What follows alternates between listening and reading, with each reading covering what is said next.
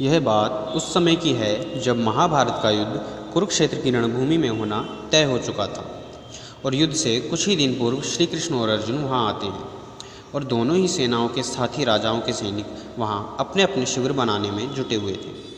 परंतु अचानक ही वहां एक हाथी पागलों सा व्यवहार करने लगता है और उसका ऐसा व्यवहार देख सभी सैनिक भयभीत हो जाते हैं तथा वह सोचने लगते हैं कि कहीं उनके द्वारा बनाए गए शिविर वह तोड़ ना दे। तब वह सहायता के लिए श्री कृष्ण और अर्जुन से कहते हैं। तब श्री कृष्ण नियत्ते होने के कारण वह अर्जुन से उनका गांडीव मांगते हैं। तब अर्जुन कहते हैं कि हे केशव, अगर आप कहें तो मैं अभी इस गज का वध कर देता हूँ, पर आप इतने विचलित क्यों हो रहे हैं। श्री कृष्ण के पुनः गांडीव मांगने पर अर्जुन उन्हें अपना गांडीव दे देते हैं। तब श्री कृष्ण गांडीव से उस गज पर एक प्रहार करते हैं, परंतु बाण गज के गले में लगी बड़ी सी घंटी पे जाकर लगता है और वह घंटी गज के गले से पृथक हो जाती है। ये दृश्य देख सभी आश्चर्यचकित हो जाते हैं और अर्जुन श्री कृष्ण का मजाक उड़ाने लगते हैं कि केशव, आप इतने बड़े गज पर प्रहार नहीं कर पाए। हालांकि अर्जुन ये जानते थे कि श्री कृष्ण बड़े ही वीर वे सबसे कुशल श्रेष्ठ धनुर्धर हैं, परंतु फिर भी वे हास्य विनोद के लिए श्री कृष्ण पर व्यंग करते हैं तथा फिर वे दोनों वहाँ से चले जाते हैं।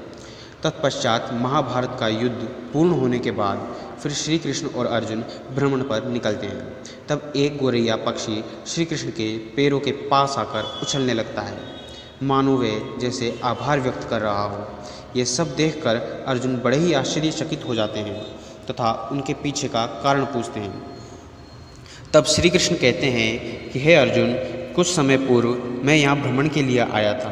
तब इस पक्षी ने मेरे पास आकर मुझसे सहायता मांगी थी। उन्होंने कहा कि अर्जुन, युद्ध से पूर्व ही इस पक्षी ने अपने अंडे एक वृक्ष की छाँव में दिए थे, परंतु इस भयंकर युद्ध से वह अपने अंडे नष्ट न कर बैठे, इसके लिए उसने मुझसे प्रार्थना की। तब उस दिन मैंने उस बड़े गज की घंटी को इसके अंडों के ऊपर रख दिया, जिससे कि इसके अंडे नष्ट ना हो जाए, तथा इस प्रकार उसके अंडों की रक्षा हो पाई। श्री कृष्ण उस घंटी को हटाते हैं, तब उसके नीचे से उस गोरैया के 3 सुंदर बच्चे निकलते हैं। ये देख अर्जुन बड़े प्रसन्न होते हैं और गोरैया श्री कृष्ण के इर्द गिर्द नाचने लगती है।